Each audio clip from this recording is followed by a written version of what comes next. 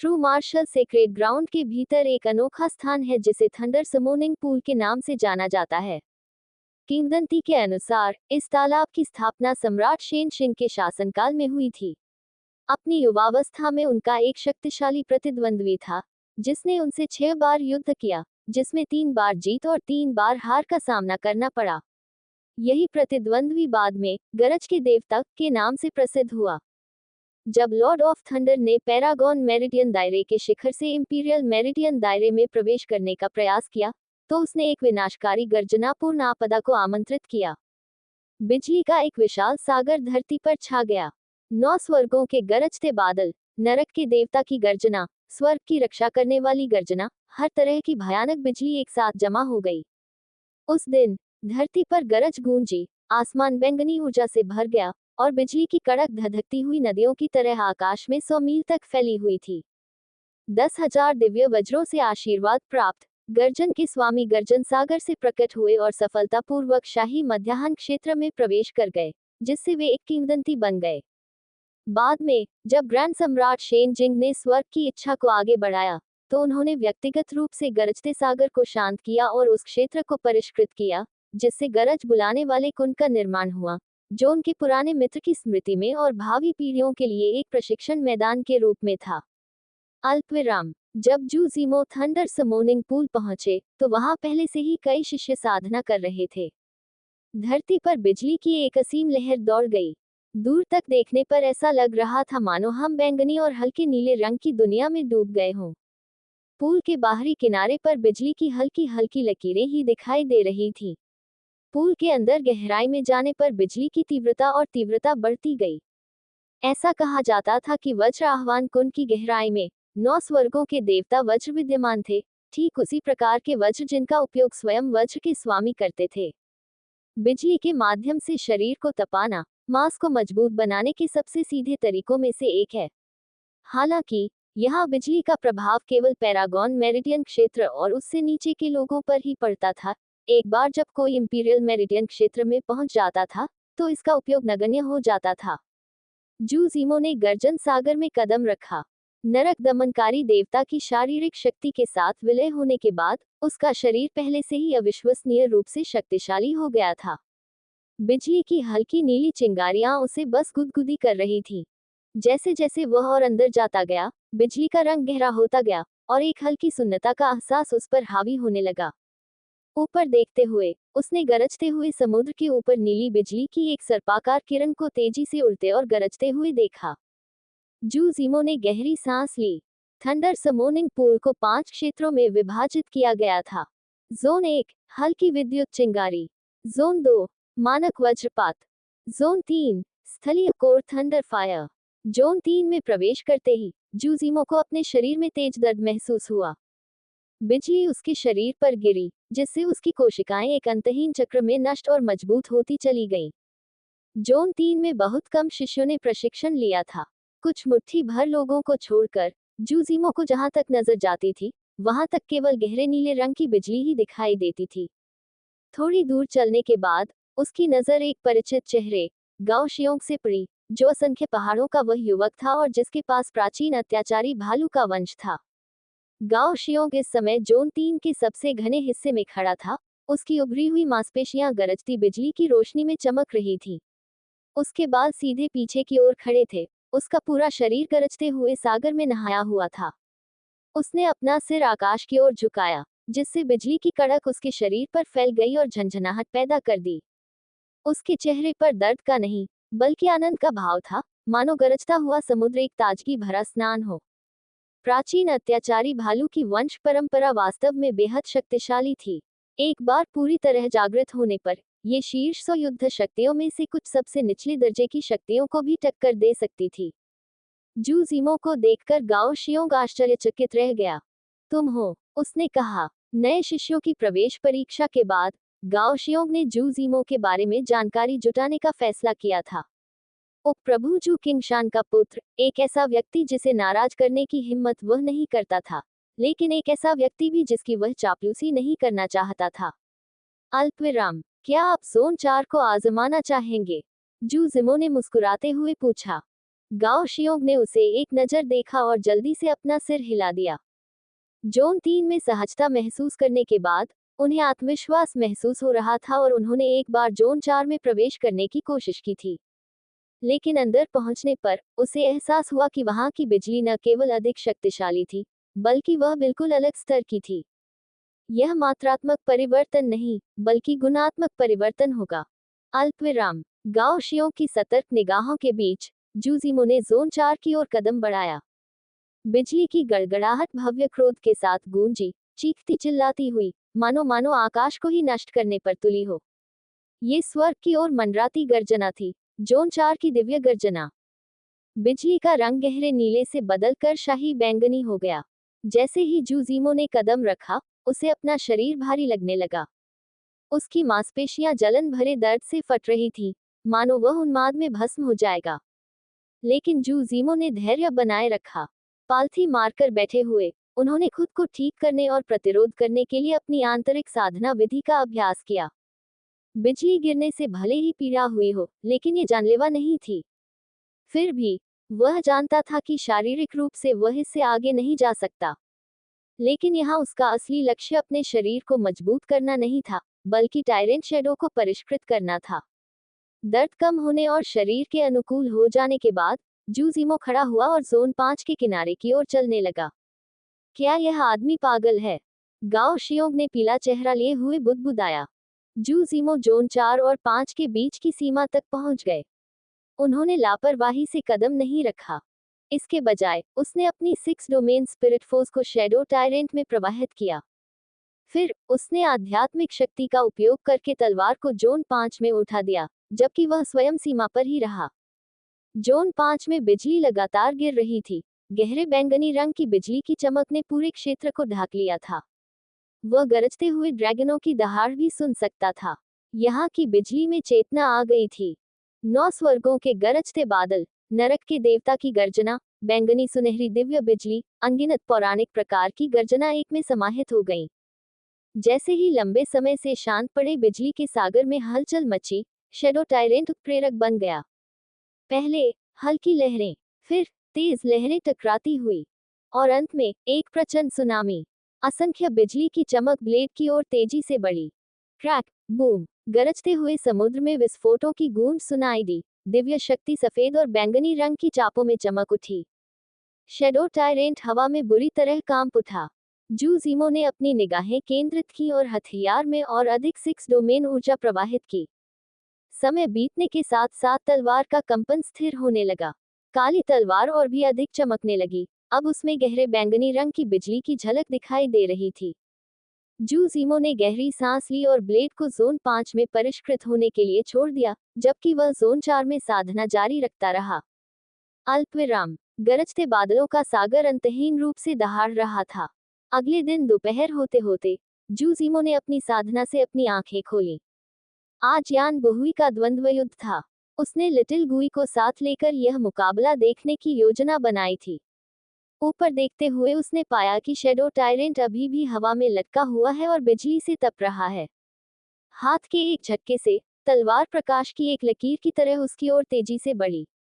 उसने shadow tyrant पर एक नजर डाली। हालांकि इस बार की प्रक्रिया से ब्लेड की बिजली वाली विशेषता पूरी तरह से जागृत नहीं हुई थी, लेकिन हथियार की समग्र गुणवत्ता में काफी सुधार हुआ था। जूजिमो ने अनुमान लगाया कि कुछ और सुधारों के बाद एक बार बिजली की विशेषता सक्रिय हो जाने पर शैडो टायरेंट प्रोफाउंड टीम में आगे बढ़ जाएगा।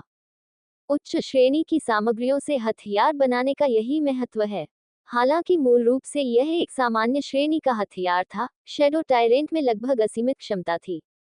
यदि इसे साधारण सामग्रियों से बनाया गया होता, तो ये गड़गड़ाहट के कुंड में कुछ ही सेकंड में चकनाचूर हो जाता।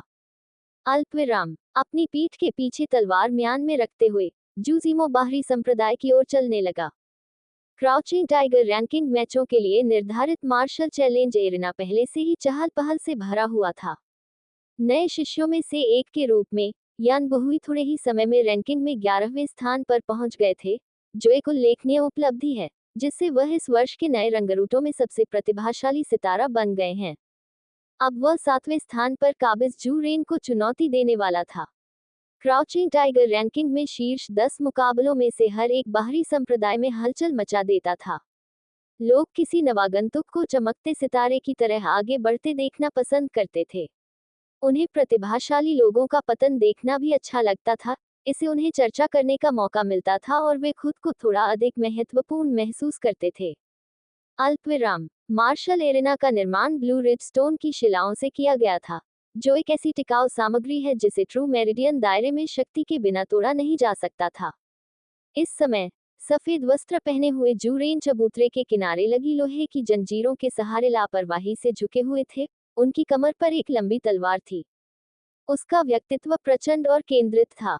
उसने भीड़ पर तिरछी नजर डाली और चुपचाप यान बुहुई के आने का इंतजार करने लगा। शरद ऋतु की हवाएं धीरे धीरे बह रही थीं, जिससे गर्मी की बची खुची उमस कम हो रही थी। पीली पड़ती पत्तियां हवा में धीरे धीरे नीचे गिर रही थीं। वह यहाँ है, किसी ने चिल्लाकर कहा, जिससे सभी की निगाहें आगे की ओर मुड़ गईं।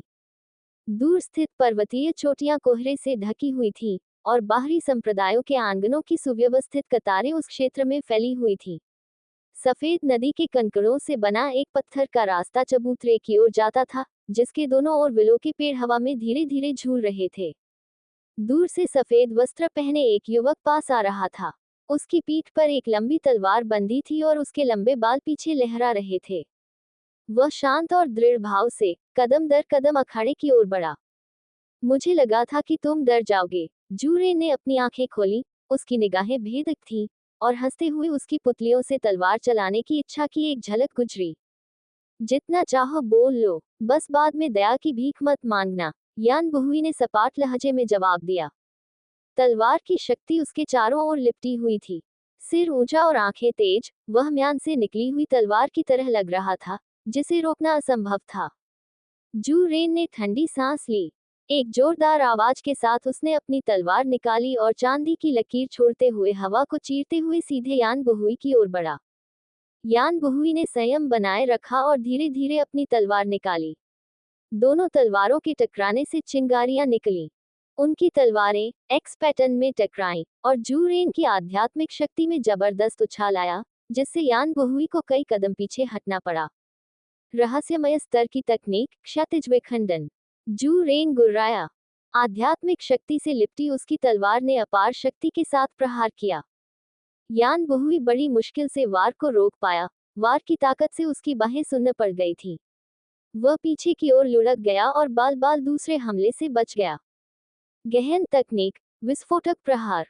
यान बुहुई ने दहाड़ते हुए पीछे से एक ऐसी तलवार से पलटवार किया जो तीव्र प्रभाव बल से परिपूर्ण थी। उनकी लड़ाई जानलेवा थी। हर हमले का मकसद जान से मारना था। किसी ने भी दया नहीं दिखाई।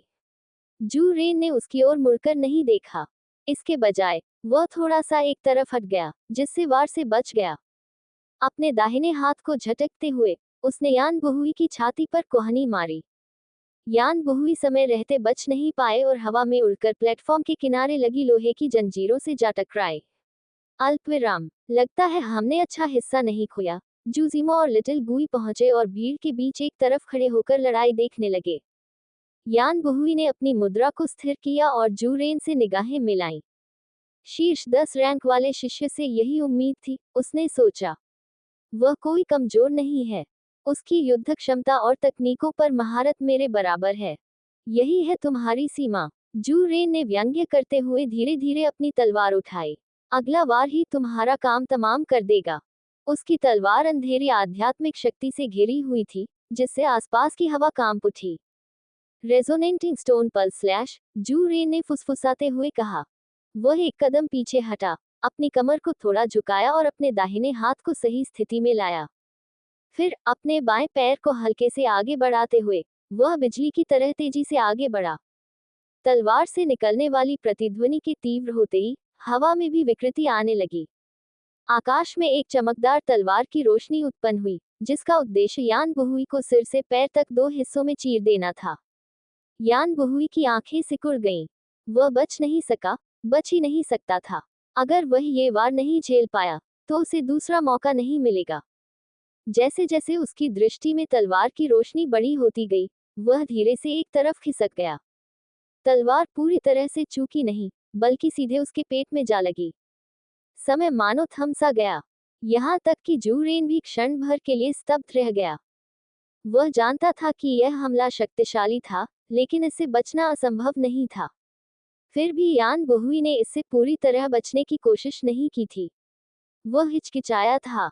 जब जू रेन ने अपनी तलवार को पीछे खींचने की कोशिश की, तो उसने पाया कि वह फंस गई है।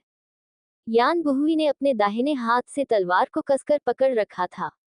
फिर उसने अपने बाएं हाथ की तलवार उठाकर जू रेन पर वार किया। उसने जानबूझकर ऐसा किया। जू रेन को ये बात खौफ से समझ में आ गई। उसने झट से तलवार छोड़ दी और पीछे की ओर छलांग लगाए, लेकिन फिर भी उसकी बांह पर वार हो गया। अब उसके दाहिने हाथ से खून बह रहा था। उसने घाव को देखा, फिर यान बहुई की ओर देखा। उस कमीने ने मुझे घायल करने के लिए जानलेवा वार सहा। मुझे पता है कि मैं तुम्हारा मुकाबला नहीं कर सकती, यान बहुई ने कहा। उसका चेहरा पीला पड़ गया था, फिर भी वह मुस्कुरा रही थी। यह एक भयावह दृश्य था। लेकिन मैं बस कुछ साबित करना चाहता था, ताकि आप जैसे लोग समझ सके कि कोई मेरी माँ का अपमान नहीं कर सकता। भले ही तुम शेर हो, मैं, एक तुच्छ चींटी, तुम्हारे शरीर से मांस का एक टुकड़ा नोच लूंगी। उसने अपने पेट से चाकू खींचकर बाहर निकाला। खून तेजी से बहने लगा, लेकिन वह जरा भी नहीं हिचका। उस क्षण वह रक्त के सागर में डूबा हुआ, निडर और अडिग, एक राक्षसी देवता की तरह दिख रहा था। यही उनका सिद्धांत था, यही उनका तलवारबाजी का मार्ग था। अत्यधिक रक्तस्राव के कारण यान बहुई का चेहरा और भी पीला पड़ गया। वह एक घुटने पर बैठ गया। स्पष्ट रूप से अब वह लड़ने में असमर्थ था। हार मान लो, जू रेन ने आगे बढ़ते हुए कहा और यान बहुई को लात मारकर गिरा दिया। यान बहुई का शरीर चबूतरे के किनारे लगी लोहे की जंजीरों से जोर से टकराया और उसकी दोनों तलवारें जमीन पर गिरकर बिखर गईं। जू रेन आगे बढ़ा। यान बहुई की तलवार पर अपना पैर रखा और अपनी तलवार उठाने के लिए नीचे झुका। बाहरी अखाड़े की प्रतियोगिताओं में प्रतिद्वंद्वी को मारना मना था। हालांकि कभी कभी लड़ाई में दुर्घटनाएं हो जाती थी, लेकिन यान बहुई के प्रतिरोध करने में असमर्थ होने के कारण जू रेन के लिए उसे जानलेवा प्रहार करना संभव नहीं था, खासकर जब आसपास बड़े बुजुर्ग देख रहे हों। लेकिन जब यान बहुई ने अपनी तलवार को जू रेन के पैर के नीचे फंसा हुआ देखा, तो उसकी लाल आंखें चौड़ी हो गईं। न जाने कहां से शक्ति जुटाकर वह जू रेन पर झपटा। चौंक कर जू रेन सहज रूप से पीछे हट गया। यान बहुई ने अपनी तलवार पकड़ी और धीरे से अपनी ब्लेड पर बने पद चिन्ह को पोंछ दिया। वह क्या कर रहा है? दर्शक उसके कार्यों से भ्रमित होकर आपस में बुदबुदाए। यान बहुई के लिए जीवन में दो चीजें ऐसी थीं जिनके साथ वह कभी विश्वासघात नहीं कर सकता था, एक व्यक्ति और एक वस्तु। वह व्यक्ति उनकी माँ थी। वह किसी को भी उन पर झूठे आरोप लगाने की इजाजत नहीं देते थे। जब वह छोटा था तब उसकी माँ की बीमारी से मृत्यु हो गई थी। यह कोई गंभीर बीमारी भी नहीं थी। हुआन कबीले जैसे किसी भी प्रमुख कबीले का इलाज एक गोली से आसानी से हो सकता था। लेकिन किसी ने परवाह नहीं की। किसी को कोई फिक्र नहीं थी। वह सिर्फ 7 साल का था जब उसने अपनी माँ को अपनी आंखों के सामने मरते देखा। तभी उसने कसम खाई कि वह सबसे ऊपर उठेगा, इतना शक्तिशाली बनेगा कि हुआन कबीले को नष्ट कर सके और उसका बदला ले सके। वह वस्तु उसकी तलवार थी। जब से उनकी माँ की मृत्यु हुई थी, तब से ये तलवार ही उनकी एकमात्र साथी थी। उसके कोई दोस्त नहीं थे। तथाकथित खून के रिश्तों की उसे कोई परवाह नहीं थी। तलवार ही एकमात्र ऐसी चीज थी जो हमेशा उसके साथ रहती थी। यह महज एक हथियार से कहीं बढ़कर था। यह एक भाई, एक भरोसेमंद साथी था। जब भी वह इसकी मूठ पकड़ता, उसे असीम आशा और आत्मविश्वास का अनुभव होता था। यह उनकी अपनी ताकत थी। और अब उस तलवार पर पैर पड़ चुका था। उसका खून लगातार बहता रहा, जिससे तलवार खून से लथपथ हो गई। ये दृश्य भयावह था। यान बहुई को अपना सिर भारी लगने लगा और उसकी दृष्टि धुंधली हो गई। वह मार्शल आर्ट के अखाड़े पर लेट गया। उसके कानों में झंझनाहट होने लगी और उसके आसपास की आवाजें दूर की आवाजों में तब्दील हो गईं। बस एक हारा हुआ इंसान। बेकार, निकम्मा। भीड़ की तिरस्कार भरी फुसफुसाहटें उसे मुश्किल से सुनाई दे रही थीं। तलवार रो पड़ी। वह अपनी तलवार की भावना को महसूस कर सकता था। बचपन से ही वह इसे महसूस कर पाता था। बाद में उसे पता चला कि उसने अनजाने में उसकी आत्मा को जगा दिया था। अल्पविराम। उसकी दृष्टि और भी धुंधली हो गई और उसकी पलकें भारी होने लगी। जब वह चुपचाप रोती हुई तलवार को घूरते हुए वहां लेटा था, तो उसे महसूस हो रहा था कि उसकी जीवन शक्ति उससे छिन रही है। उसके मन में यादें कौंध गईं। जिस दिन उसे पहली बार तलवार मिली, उस दिन से वह कितना प्यार करता था। अपनी माँ की मृत्यु के बाद वह हर रात इसे अपने साथ लेकर सोता था। ये कभी भी उसके पास से अलग नहीं होता था। उन्होंने साथ में अनगिनत दिन और रातें बिताई थी। हमने चांद देखा, हंसे, साथ साथ बड़े हुए। उसने अपने सारे विचार और भावनाएं इसमें उड़ेल दी थी। धिक्कार है, वो कोई पत्थर की बेजान सी चीज नहीं है। वो मेरा भाई है। मैं उसे इस तरह कुचले जाने कैसे दे सकता हूँ। उन एकांत रातों को याद करते हुए, जब उसके साथ केवल उसकी तलवार ही होती थी, उसके होठों पर स्वीकृति की एक हल्की सी मुस्कान आ गई। अचानक ऐसा लगा जैसे प्रकाश की एक किरण उसकी रीढ़ की हड्डी से होकर गुजरी और उसके दिमाग में विस्फोट हो गया। तलवार क्या होती है? उसके दिल में जैसे बिजली सी कड़क उठी और उसका दिमाग सुन्न हो गया। उसने अपने जीवन में कभी ऐसी स्पष्टता का अनुभव नहीं किया था। उसके सामने की दुनिया धुंधली होकर भूरे रंग के कोहरे में तब्दील हो गई। उसके कानों में गरज सुनाई देने लगी और तलवार की रोशनी की अनगिनत रेखाएं उसके दिमाग में कौंधने लगी। मैं आकाश में हवा के साथ उड़ता हूँ, हाथ में 3 फुट लंबी अजगर की तलवार लिए हुए। बाहर उसकी तलवार कांपने लगी। तलवार की शक्ति की धाराएं धीरे धीरे उसके शरीर के चारों ओर लिपट गईं। जैसे ही तलवार की आभा घूमने लगी, बिजली कड़की और कोहरा छंट गया। यान बहुई धीरे धीरे खड़ी हो गई। हर चीज में एक अलग ही आभा होती है, चाहे वह पेड़ हो, फूल हो या महान व्यक्तित्व के धनी लोग हों। हर चीज का अपना एक अलग ही आकर्षण होता है। और तलवारों की भी अपनी एक अलग पहचान होती है, तलवार की उपस्थिति। जब वह उपस्थिति केंद्रित होती है, जब आपकी दृष्टि पहले कभी न देखी गई तरह से स्पष्ट हो जाती है, तो आप दुनिया को अलग तरह से देखने लगते हैं। इरादा, यही तलवार का इरादा है। अल्पविराम। नीचे बैठे दर्शकों ने बुदबुदाते हुए कहा, क्या ये सब खत्म हो गया? नए खिलाड़ी हमेशा खुद को खास समझते हैं। इससे उसे यह सीख मिलेगी कि बाहरी मैदान कोई खेल का मैदान नहीं है। वरिष्ठ भाई जूरेन को चुनौती देना कैसा मजाक है। मुझे शुरू से ही इस अंजाम का अंदाजा था। बिल्कुल अनुमान के मुताबिक। जूरेन ने नीचे पड़े यान बहुई को देखा, जो एक मरते हुए कुत्ते की तरह लग रहा था। उसने अपना सिर हिलाया और आगे बढ़ा, मानो उसे मन से धक्का देकर मैच खत्म करना चाहता हो। साधना में मौजूद अंतर को केवल इच्छा शक्ति से पाटा नहीं जा सकता था। स्वयं जूरेन भी दरबार में शामिल होने के समय एक अभिमानी प्रतिभाशाली व्यक्ति थे। लेकिन दुनिया प्रतिभाशाली लोगों से भरी पड़ी थी। सच्ची शक्ति विनम्रता में निहित थी, और अंत में श्रद्धा और दृढ़ता वाले ही विजयी हुए। तभी तलवार की शक्ति का एक तेज प्रहार उसकी ओर बढ़ा। चौंक कर जूरेन एक तरफ हट गया और बाल बाल उससे बच गया। उसकी निगाहें तेजी से आगे बढ़ीं। यान बहुई, जो पहले मृत्यु के कगार पर था, अब भयानक तलवारबाजी की लहरों से घिरा हुआ था। वह युवक, खून से लथपथ और बुरी तरह घायल, अपनी तलवार उठाकर एक बार फिर खड़ा हो गया था। यान बहुई के भीतर एक जबरदस्त वीर महत्वाकांक्षा जागृत हुई, मानो वह स्वर्ग और पृथ्वी के बीच खड़ा एक राक्षस संहारक हो। उसकी आंखें सिकुड़ गईं, उसकी रीढ़ की हड्डी में एक सिहरन दौड़ गई, और उसके दिमाग में आतिशबाजी की तरह प्रेरणा का विस्फोट हो गया। उसके चारों ओर एकत्रित ऊर्जा में परिवर्तन आ गया। कुछ जागृत हो गया था। तलवार चलाने की मंशा का बीज बो दिया गया था। उसकी गति अचानक बढ़ गई, आने वाले तूफान की तरह भयावह और उग्र। उसके हाथ में तलवार आनंद से गूंज रही थी, और तलवार की घनी आभा द्वंद्वयुद्ध के मंच पर ज्वार की लहर की तरह फैल गई। उसने अपनी आंखें खोली, ठंडी, तेज, चमकदार। असंख्य तलवारों की रोशनी लहरों की तरह उठी और फूट पड़ी। ये क्या है? जूरेन का चेहरा बदल गया। सहज ही वह 2 कदम पीछे हट गया और आकाश में नाचती हुई तलवार की आभा को घूरने लगा। यान बहुई ने धीरे से अपनी तलवार लहराई, और संचित तलवार की सारी आभा बाहर निकलकर जूरेन की ओर दौड़ पड़ी। जैसे ही उसने तलवारों की रोशनी के तूफान को, अखाड़े को तलवारों की जेल की तरह घेरते हुए देखा, जूरेन समझ गया कि वह इससे बच नहीं सकता। उसने बचाव में अपनी तलवार उठाई। कान फाड़ देने वाली ध्वनि के साथ तलवारें टकराईं, चिंगारियां उड़ने लगी। जूरेन के हाथ सुन्न पड़ गए। उसके चेहरे पर सदमे और भय के भाव उभर आए, माथे से ठंडा पसीना टपक रहा था। उनकी साधना के स्तर में भारी अंतर होने के बावजूद तलवारबाजी के उस एक झटके ने लगभग उसे पराजित कर दिया था। अपने सामने तलवारों की अंतहीन लपटों को एक दूसरे को काटते हुए और अदम्य शक्ति से शांत आकाश को चीरते हुए देखकर जू रेन का दिल मानो रुक सा गया।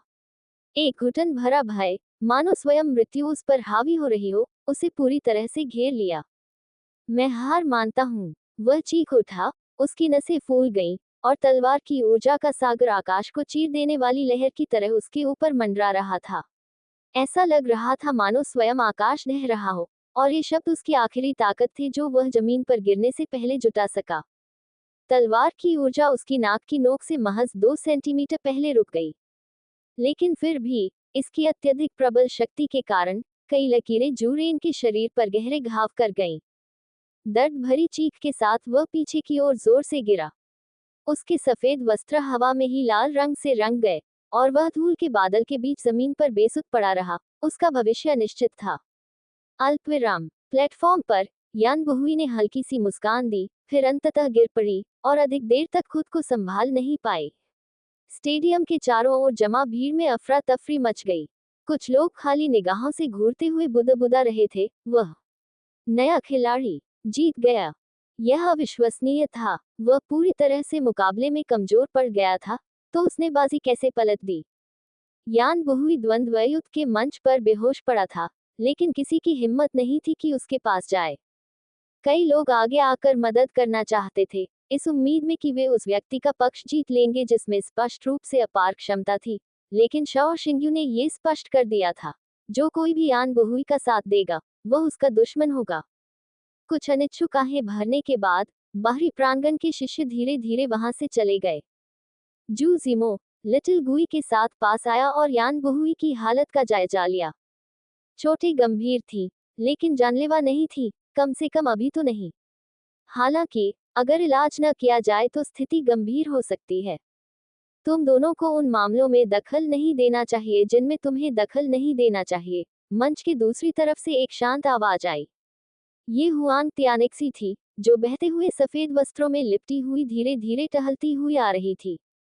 यहाँ से चले जाओ, लिटिल गुई ने बिना देखे ही गुस्से से कहा। उसका चेहरा उतरा हुआ था। उसे कोई चिंता नहीं थी।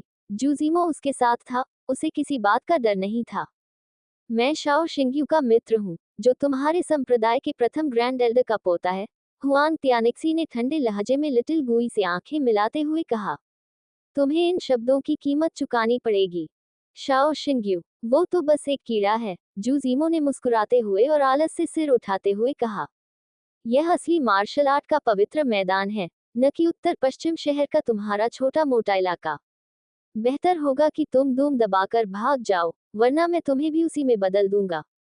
उसने पास ही घायल और खून से लथपथ पड़े बेहोश जू रेन की ओर इशारा किया। तुम। हुआंग तियानिक्सी का चेहरा गंभीर हो गया। उसकी निगाहें सिकुड़ गईं।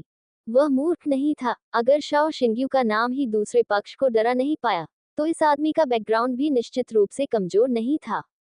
तुम्हारा नाम क्या है? उसने पूछा। तुम्हें ये जानने का अधिकार नहीं है, जूजिमो ने शांत भाव से उत्तर दिया। उसने पास खड़े दरबारी बुजुर्ग की ओर देखा, फिर मुड़कर लिटिल गुई के साथ चला गया। बुजुर्ग व्यक्ति तुरंत समझ गया और घायल यान बहुई को इलाज के लिए ले जाने के लिए आगे बढ़ा। हुआंग तियानिक्सी ने जूजिमो की दूर जाती हुई आकृति को लगातार देखा। उसके चेहरे के भाव बार बार बदलते रहे, और अंत में उसने एक ठंडी सी गुरगुराहट भरी आवाज निकाली।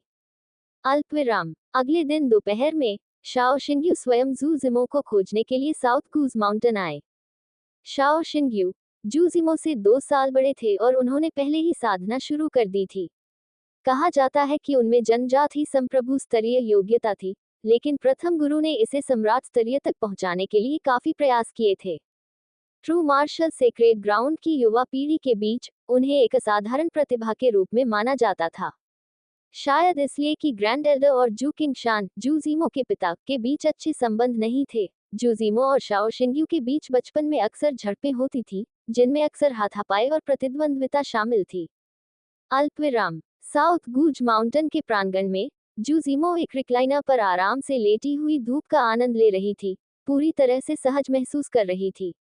शाओ शिंग्यू बैंगनी रंग का चोला पहने पास ही खड़ा था। उसकी आंखें सिकुड़ी हुई थी। यान बहुई के साथ जो कुछ भी हुआ, उससे तुम्हारा कोई लेना देना नहीं है। मुझे अपने मामलों को संभालने का तरीका बताने के लिए आपकी जरूरत नहीं है, जू जीमो ने उदासीनता से जवाब दिया। अगर तुम दखल भी दोगे तो भी कोई फायदा नहीं। मेरे पास अब भी दरबार के बाहरी शिष्य को दरबार से निष्कासित करने का अधिकार है, शाओ शिंग्यू ने दृढ़ता से कहा। यह मत भूलो कि इस दरबार का संचालन करने वाले का उपनाम अभी भी जू है, जू जीमो ने मुस्कुराते हुए कहा। बाहरी लोगों को अपने ही संप्रदाय के शिष्यों को निशाना बनाने में मदद करना वाकई प्रभावशाली, बहुत प्रभावशाली। चाहे इसे बड़ा मुद्दा बनाओ या नहीं, ये फिर भी काफी बड़ा मामला है। पता नहीं अगर मैं इसे बड़ों के सामने उठाऊं तो क्या होगा। तुम्हें लगता है कि मैं इसे खुद संभालूंगा? शाओ शिंग्यू ने सपाट लहजे में जवाब दिया। तो बेहतर होगा कि तुम सावधान रहो, जू जीमो ने अपनी आंखों की ओर इशारा करते हुए कहा। क्योंकि मैं देख रहा हूँ। क्या तुम सचमुच एक ऐसे बाहरी दरबारी शिष्य के लिए इतनी दूर जाओगे जिसे तुम जानते भी नहीं हो? शाओ शिंग्यू रुका, फिर दोबारा पूछा। दफा हो जाओ, खुद को बड़ा न समझो, जू जीमो ने ताना मारते हुए कहा। तुम उछलते हुए टिड्डे से ज्यादा कुछ नहीं हो। अगर मैं चाहूं तो तुम्हें कभी भी हरे कीड़े के पेस्ट में कुचल सकता हूं। शाओ शिंग्यू का चेहरा भावभंगुर हो गया। फिर गुस्से में मुस्कुराते हुए उसने कहा, ठीक है, देखते हैं। जाते समय जूजीमो ने जम्हाई ली और अपनी आंखें बंद कर ली। कुछ लोग उसके ध्यान देने लायक ही नहीं थे। यह अहंकार की वजह से नहीं, बल्कि नजरिए में अंतर के कारण था। उन्होंने एक पिछला जीवन जिया था और इस संकीर्ण दुनिया से कहीं अधिक देखा था। अल्पविराम। बाद में जूजीमो ने लिटिल गुई को बुलाया। इंपीरियल गेट सिटी जाओ और वास्की को वापस ले आओ। जब हुआंग तियानिक्सी उत्तर पश्चिम शहर लौटे तो रास्ते में उस पर घात लगाकर हमला करवा देना। तुम उसे मरा हुआ देखना चाहते हो? लिटिल गुई ने आश्चर्य से पूछा। नहीं, जूजीमो ने सिर हिलाया। उत्तर पश्चिम शहर का हुआंग कबीला हमारे सच्चे मार्शल पवित्र मैदान का मुकाबला तो नहीं कर सकता, लेकिन वे कमजोर भी नहीं हैं। दूसरे युवा स्वामी होने के नाते उनकी सुरक्षा तो पक्की है। उन्हें सिर्फ एक विशेषज्ञ से मारना काफी नहीं होगा। मैं बस उन्हें ये याद दिलाना चाहता हूँ कि ये दुनिया खतरनाक है।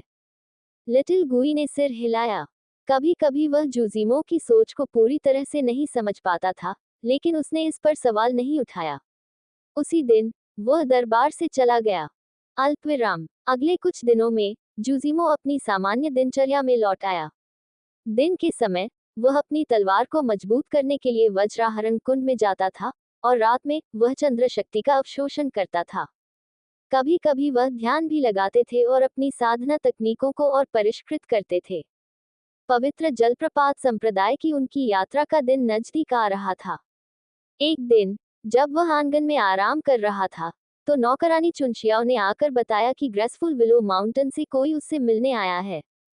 ग्रेसफुल विलो माउंटेन वह स्थान था जहां छठे ग्रैंड एल्डर निवास करते थे, और जूजीमो को तुरंत बाय लिक्सियाओ की याद आ गई। जब आगंतुक अंदर आया तो जूजीमो ने देखा कि वे वास्तव में जुड़वा बहनें जू क्यानिक्सू और जू मिंगमेंग थीं। आप दोनों यहाँ क्यों आए हैं? जूजीमो ने हल्की मुस्कान के साथ पूछा। हम सीनियर सिस्टर बाई का संदेश देने आए हैं, जू क्यानिक्सू ने धीरे से जवाब दिया।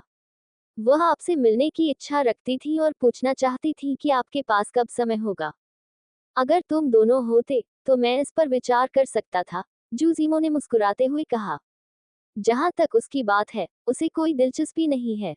क्या आप एक बार ठीक से बात कर सकती हैं? जू क्यानिक्सू ने बेबसी से कहा। हम बस उनका संदेश पहुंचा रहे हैं। सीनियर सिस्टर बाई हमेशा से आपकी बहुत बड़ी प्रशंसक रही हैं। मेरी प्रशंसा करते हो? हाँ, मुझे पूरा यकीन है, जूजीमो ने व्यंग्यपूर्वक सोचा। फिर भी उसने थोड़ा आंखें सिकोड़ी, बहनों को एक नजर देखा और कहा, उसे कह देना कि वह कल दोपहर साउथ गूज माउंटेन पर मुझसे मिलने आए। उसकी आंखों में दिख रहे खुलेआम भाव को देखकर जू मिंगमेंग ने नाक सिकोड़कर घूरते हुए कहा, क्या घूर रहे हो? क्या तुमने पहले कभी इतनी खूबसूरत औरत नहीं देखी? मैंने बहुत सी खूबसूरत लड़कियां देखी हैं, जूजीमो ने हंसते हुए कहा। लेकिन बहनें, ये तो पहली बार है। चलो बहन, चलते हैं। इस बदतमीज से बात करने की कोई जरूरत नहीं है, जू मिंगमेंग ने लाल चेहरे के साथ अपनी बहन की आस्तीन खींचते हुए कहा। अपना वादा मत भूलना, कल दोपहर जू कियानेक्सू ने जू जिमो को एक अर्थपूर्ण नजर से देखा और फिर अपनी बहन के साथ चली गई। मुझे लगता है आज रात चांद बिल्कुल गोल और पूर्णिमा की तरह चमक रहा है। आप दोनों थोड़ी देर रुकिए, शराब पीजिए, चांद की खूबसूरती निहारिए और एक दूसरे से जीवन की कहानियां साझा कीजिए। कितना अच्छा लगेगा। पीछे से उसकी आवाज सुनकर बहनें तेजी से आगे बढ़ने लगी। उनके गायब होते ही जूजीमो की मुस्कान धीरे धीरे फीकी पड़ गई। उसने अपनी जीभ चिटकाए।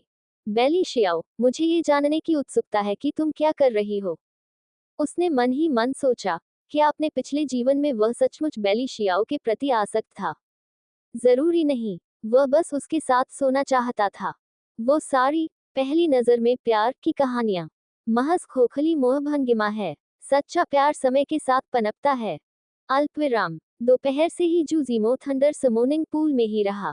शेडो टायरेंट के बिजली गुण का प्रशिक्षण लगभग पूरा होने वाला था। अधिक सटीक रूप से कहें तो स्वर्गीय गर्जना गुण का पहला चरण पूरा होने वाला था। दूसरे चरण में जाने के लिए उसे पहले शेष 5 गुणों को परिपक्व करना होगा। थंडर समोनिंग पूल के 5वें क्षेत्र में बिजली की विशाल लपटें चटखटी ऊर्जा के जाल में बुनी गईं। चांदी के ड्रैगन दहाड़ रहे थे, बैंगनी बिजली गरज रही थी। अधिकांश लोग थंडर समोनिंग पूल में पहली बार प्रवेश करने पर आश्चर्यचकित रह जाएंगे, लेकिन जूजीमो के लिए, जो कई बार आ चुका था, यह कोई नई बात नहीं थी। शेडो टायरेंट कांप उठा, तलवार की रोशनी चमकी, और शेडो ड्रैगन प्रतीक के अलावा मूठ के पास एक बिजली का चिन्ह दिखाई दिया। अल्पविराम। जब जूजीमो थंडर समोनिंग पूल से बाहर निकला, तो उसे एहसास हुआ कि वह पूरे एक दिन और रात अंदर ही रहा था। अब दोपहर हो चुकी थी, और बेली शियाओ से उसकी मुलाकात का समय हो गया था। तो तकनीकी रूप से इस जीवन काल में हमारे बीच ये पहली औपचारिक मुलाकात है, उसने मुस्कुराते हुए धीरे से कहा और साउथ गूज माउंटेन की ओर वापस चला गया। सूर्यास्त खूबसूरत था, लेकिन इसने दिन के अंत का संकेत दिया। साउथ गूज माउंटेन के प्रांगण में एक युवती रास्ते की ओर पीठ करके पहाड़ की ढलान के किनारे पर खड़ी थी। उसकी निगाहें डूबते सूरज पर टिकी हुई थीं। क्षितिज पर सुनहरी आभा छाई हुई थी। आज का सूर्यास्त सामान्य से कहीं अधिक शानदार था। नीला आकाश, सफेद बादल, हरे भरे पहाड़ियां। उसके लंबे बाल खुले हुए थे। उसने सफेद रंग का अंतर वस्त्र और हल्के नीले रंग का पारदर्शी गाउन पहना हुआ था जो हवा में लहरा रहा था। उसके शरीर से हल्की सी खुशबू आ रही थी। उसकी त्वचा बर्फ जैसी कोमल थी, और उसकी आंखें कोमलता और जीवंतता से भरी हुई थी। लेकिन सबसे ज्यादा आकर्षक थी उनकी लंबी, पतली टांगें, इतनी गोरी, इतनी सीधी। जब हवा में उनका पतला सा गाउन थोड़ा सा लहराया, तो किसी भी पुरुष के हार्मोन्स को बेकाबू करने के लिए काफी था। अफसोस की बात है कि आंगन से गुजरने वाले लोग नजारे की प्रशंसा करने में असमर्थ थे। जैसे ही जूजीमो साउथ गूज माउंटेन पर पहुंचा, बेली शियाओ ने मुड़कर देखा, मानो उसे उसकी उपस्थिति का आभास हो गया हो। उसकी निगाहें निर्मल थीं, होंठ लाल और दांत सफेद। बाहर से देखने पर बेली शियाओ निसंदेह बेहद खूबसूरत लग रही थी। वह किसी परी की तरह दिखती थी जो नश्वर दुनिया में आ गिरी हो। उसे निहारना लगभग अपवित्रता जैसा लगता था। छोटी बहन बाय, आप यहाँ क्यों आए हैं? जूजीमो ने हंसते हुए पूछा। शायद बड़े भाई जू ने सुना होगा। मैं पहले एक छोटे से पहाड़ी गांव में रहती थी। मुझे अभी भी संप्रदाय की कई बातों की जानकारी नहीं है, बेली शियाओ ने विनम्रता से कहा। मैंने सोचा कि आपसे मिलने आऊं, शायद आप भविष्य में मुझे कुछ मार्गदर्शन दे सकें। वह वसंत की हवा की तरह मुस्कुराई। उन्होंने आगे कहा, मैं दरअसल पहले ही आना चाहती थी, लेकिन आप संप्रदाय से दूर थे। इसलिए मैंने किसी और से संपर्क करने को कहा। मुझे उम्मीद है कि आपको बुरा नहीं लगेगा। जूजीमो ने कुछ पल के लिए उसे गौर से देखा। कई लोग जो रातों रात प्रसिद्धि हासिल कर लेते हैं, वे अपने साधारण अतीत को भुलाने की कोशिश करते हैं। फिर भी बेली शियाओ ने इसे इतनी शांति से उठाया। कोई बात नहीं, जूजीमो ने आंगन में प्रवेश करते हुए कहा। तो आप बस इसी काम के लिए आए थे? एक और बात है, बेली शियाओ उसके पीछे पीछे अंदर आए और उसे घूरने लगी। मेरी चाची ने हमारे और उपप्रमुख के बीच शादी तय की है। मुझे इस तरह के दबाव में रहना पसंद नहीं है, लेकिन मैंने इसे अस्वीकार भी नहीं किया। मैं जानना चाहती हूँ कि आपने इसे क्यों ठुकरा दिया। जूजीमो ने उसकी ओर देखा। उसने भी उसकी निगाहों में देखा। उसकी आंखें हठपूर्वक झुकने को तैयार नहीं थीं। शानदार अभिनय। जूजिमो ने हल्की मुस्कान के साथ मन ही मन सोचा। यदि उसे अपने पिछले जीवन की यादें न होती, तो शायद वह उसे महज एक मासूम लड़की के रूप में देखता। तुम क्यों हंस रही हो? बेली शियाओ ने थोड़ा सा होंठ दबाया और थोड़ी नाराज दिखी। क्या मैं इतनी अवांछनीय हूँ?